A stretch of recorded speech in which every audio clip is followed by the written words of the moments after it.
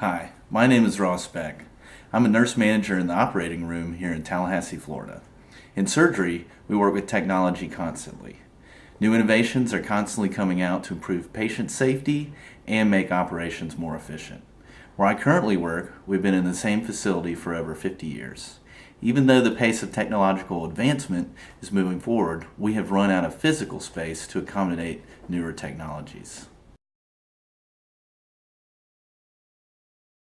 We are currently in the process of building a new advanced surgical tower. This will include data integration, video monitors, and larger surgical suites. With an opportunity to be on the design team, we can choose technologies which we hope will be useful in making surgery safer and more efficient. The new building is supposed to be able to accommodate not only current technologies, but be able to adapt to newer ones in the future. There are many cutting-edge designs which can help make nurses and doctors' jobs much easier. Surgery is usually safe and done in a routine fashion to avoid errors. Unfortunately, human error is the most common and easiest one to avoid when certain factors are automated. One of our biggest concerns are patient identification and consents. Patient identification is done by two people to make sure we have the right patient and doing the right procedure. During surgery, patients cannot advocate for themselves or verify information, so it is our job to ensure accuracy. Although incidences are rare, any mistake with patient misidentification can have devastating results for the patient.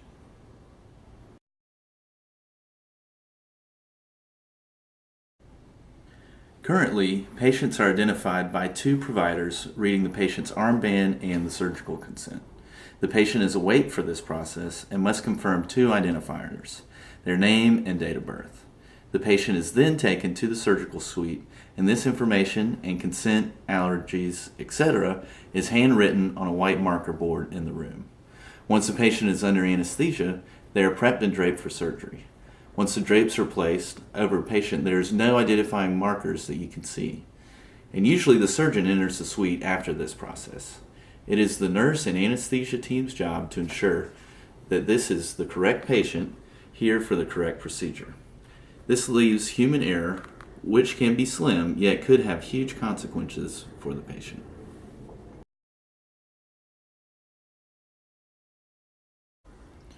In the new facility, we plan on installing RFID readers throughout the building. RFID stands for radio frequency identification. When patients are admitted to the hospital, their bracelet will have a small computer chip inside of it. This creates a unique identifier for the patient. However, nurses will still perform ID verification at each handoff. This can track the physical location of the patient to update staff and family in the waiting rooms. It will also automatically pull all the patient's information on video monitors in the surgical suite. This will bring up pertinent information like consents, allergies.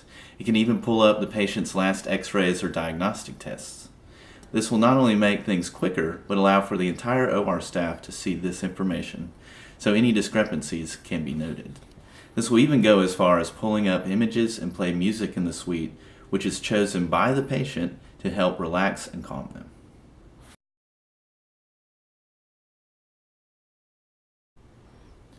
This technology would be a large investment in the facility. Fortunately, because everything is new from the ground up, it can be effectively installed. There will be several hundred of these receivers per floor, and the plan would be to have them on every floor providing patient care. So that would be 4. There's also a cost of per RFID armband and the software subscription needed for running the system. Knowing how expensive new technology is, I would expect the initial costs to be several $100,000 with continual costs to run. However, a wrong site surgery or a wrong patient surgery can be a lawsuit well over $1 million. Accuracy with this technology is key to its success. There can be breakdown of this accuracy usually when the data is entered into the system. A simple mistake between left or right could have a huge implication, so verification with 2 personnel will still be required. This is to ensure that any mistake made upon admission is caught well before surgery. Patient privacy is another huge issue. With patient information being automatically pulled up on monitors, could pose a privacy violation. Anybody using this system should be held to the same privacy standards that nurses and doctors typically adhere to. This even includes those who work on technology and the IT side of the system. RFID technology is a great tool for clinicians and managers.